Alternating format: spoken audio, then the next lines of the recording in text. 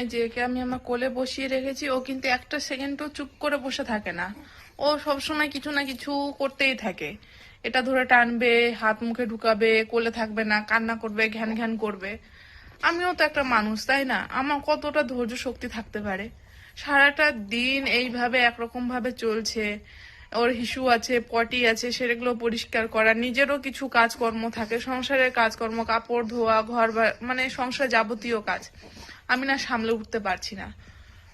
ওকে নিয়ে ও এতটাই দুষ্টু। ও ঘুমাবে না ঠিকঠাক করে।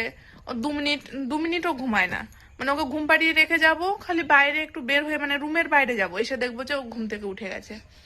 তো মাঝে মধ্যে আমি ওকে বকি যে একটা চর মারবো, কিন্তু রাগের মাথায় বের হয়ে যায়, মন থেকে তো বকি না, কিন্তু পরে না নিজেরই খারাপ লাগে। তো এই জিনিসটা কার কার সাথে হয়? শুধু আমার সাথেই কি এরকম হচ্ছে? আর আমার কি করণীয় একটু তোমরা প্লিজ জানিও।